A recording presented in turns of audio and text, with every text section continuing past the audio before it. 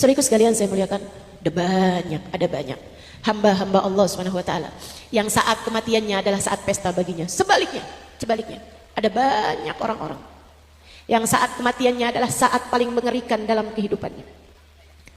Saudaraku sekalian yang saya muliakan, orang-orang yang matinya su'ul khotimah. Guru saya Sayyidil Habib Umar bin Hafid pernah bercerita.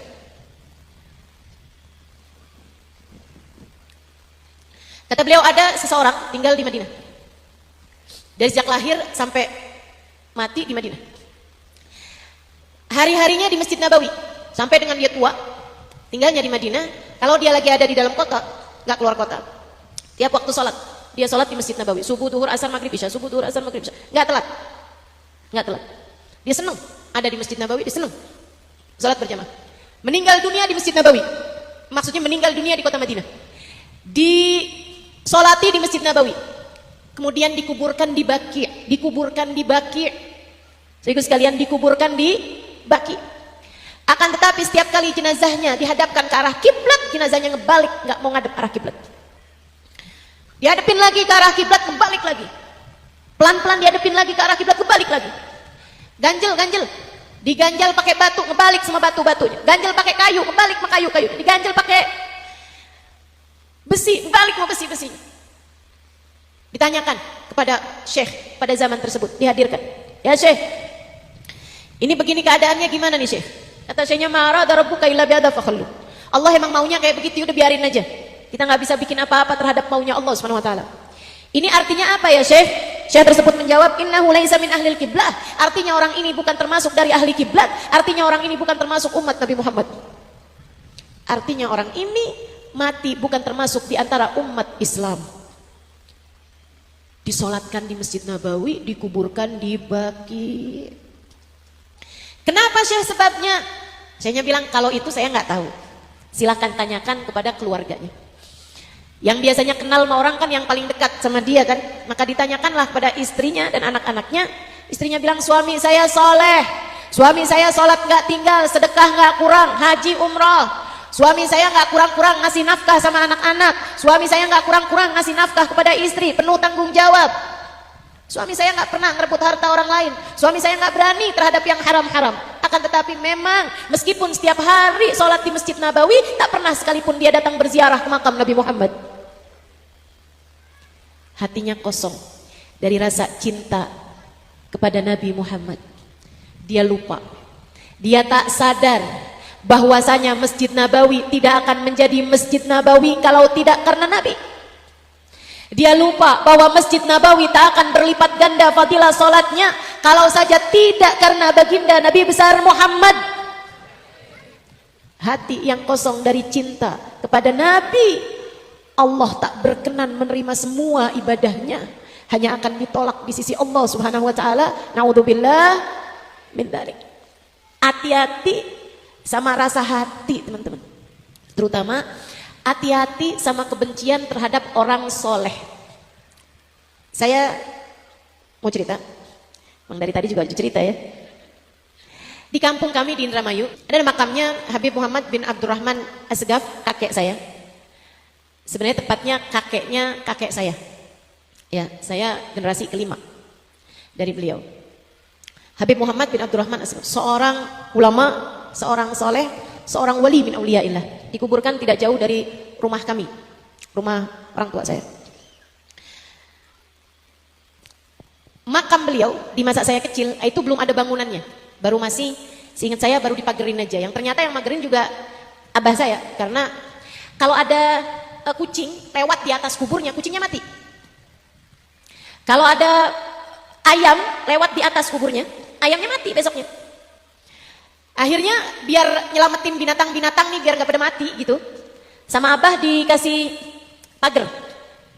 Kasih pagar, cuman pagar gitu aja, biar binatang gak lompatin atau gak lewat di atas kuburnya. Satu waktu masjid depan rumah, di masjid depan makam, mau dilebarin. Dan kalau dilebarkan itu, kalau melebarnya ke kanan, itu jadi bentuknya gak bagus gitu. Akhirnya mereka pamitan kepada abah saya dan kepada paman saya, abangnya umi saya, untuk dilebarkan ke depan, yang artinya dengan menggeser atau memindahkan sehingga akan makam. Jadi makam walinya mau dipindahin gitu. Makamnya Habib Muhammad bin Abdurrahman Asgaf. Mereka pun rapat memanggil abah saya dan paman saya. Mereka bilang, kita izin makamnya ini mau dipindahkan ke pemakaman para habaib, karena di situ makamnya tuh sendirian juga gitu. Jadi mereka bilang mau kita pindahin aja lah makamnya, dan makam di sekelilingnya memang ada juga makam beberapa orang yang lain gitu. Tapi yang maksudnya makam yang didatengin, makam yang dianggap sebagai wali itu adalah makam beliau. Abah saya sebagaimana paman saya menjawab dengan jawaban yang sama, kami nggak berani. Urusan mawali ini bukan urusan kita, teman-teman. Wali ini kata Allah Subhanahu wa taala, wala tahsabanna alladziina qutilu fi sabilillahi amwata bal ahya'un 'inda rabbihim yurzaqun. Janganlah kalian sangka orang yang mati di jalan Allah, nah ini baru mati syahid aja udah mulia dan gak mati di jalan Allah ini. Janganlah kalian sangka orang yang matinya di jalan Allah, para ulama, para syuhada itu mati. Mereka hidup di sisi Allah dan diberi rezeki. Jadi abah dan paman saya bilang, kita gak berani, kami gak berani. Kami akan istikharah dulu. Biarkan yang di dalam makam memberikan jawaban, mau apa enggak dipindahin. Ibu-ibu kalau nempatin satu rumah, kita rumahnya memang udah betah di situ, mau dipindahin kan gak seenak-enak itu juga, Ibu. Ini apalagi waliullah, kasih Allah gitu. Ada satu orang dari pengurus di masjid tersebut gitu, dengan bahasa merendahkan, dengan bahasa meremehkan, dia bilang kayak begini, Allah udah mati ini cungkil aja beres. Udah mati ini cungkil aja beres gitu, dengan isyarat tangannya itu kayak yang meremehkan sekali. Ya. Kemudian meeting pun atau rapat pun selesai, gitu kan ya? Dengan tetap pemikiran bahwa kita nggak berani untuk melakukannya. Kami akan beristikharah, minta jawabannya. Dapat beberapa hari kemudian, teman-teman, warga sekitar dihebohkan dengan keadaan si orang yang tadi ngomong kayak begitu ditemukan gantung diri di kamarnya, mati bunuh diri. Kita nggak tahu. Serem. Jangan berani-berani deh sama para walinya Allah Subhanahu wa taala. Dulu di zaman Imam Malik, saudara sekalian yang saya muliakan, ada seseorang ayah, hatinya nih nggak punya pengagungan terhadap agama. Walaupun dia hidup dengan kelihatannya biasa-biasa aja gitu, tapi hatinya tuh nggak punya penghormatan terhadap agama, nggak punya penghormatan terhadap ulama dan lain sebagainya. Anaknya pulang dari madrasah. Ini ada banyak nih, hati-hati nih. Kita nih kadang-kadang kalau anak sekolah SD, sekolah SMP, sekolah umum, kita muliain gitu kan. Seragamnya mesti bagus, sepatunya juga kita beliin gitu kan. Tapi giliran anak sekolah madrasah, sendalnya sendal jepit. Nggak jelas warna seragamnya. Kalau urusan bayar SPP sekolah umum, waduh luar biasa. Cepetnya, baru tanggal berapa udah kebayar. Tapi giliran urusan madrasah, SPP-nya nunggak 3 bulan. Gak apa-apa lah, gak dibayar, biarin ini ustadz mah mesti ikhlas. Ada tuh yang model begitu, hati-hati, hati-hati. Masalahnya ada pada kamu menghormati ilmu agama seperti apa gitu. Jangan sampai nih, kayak si bapak ini. Anaknya pulang madrasah dengan bangga. Anaknya bilang, abah, bah, atau bapak, tadi pak di sekolahan pak, saya dong pak diajarin sama guru untuk bersiwak.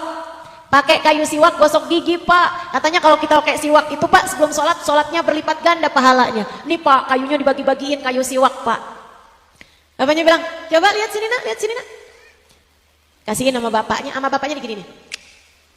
Apaan ini mana? Ini nih pantasnya buat lempar anjing. Kayu beginian, ini kalau bapak dikasih nih, ini buat lempar anjing nih. Serius sekalian, istrinya sedang hamil. Istrinya kemudian melahirkan pada suatu malam di rumah mereka, anaknya lahir, mukanya kayak anjing. Dia sedih, dia kecewa, dia murka, dia muntah melihat anaknya lahir seperti itu. Kemudian dia pun ngambil pedang, dia bunuh anaknya. Dia luar biasa sakit hatinya, keselnya, marahnya. Habisnya dia bunuh anaknya, dia pun kemudian bunuh dirinya. Guru kami Sayyidil Habib Umar yang menceritakan kisah ini mengatakan, ini disebabkan karena hatinya kosong dari rasa cinta kepada Allah, rasa cinta kepada ajaran Allah, meremehkan sunnah-sunnah Rasulullah, meremehkan syiar agama Allah Subhanahu wa taala apapun bentuknya. Maka hati-hati terhadap hatimu.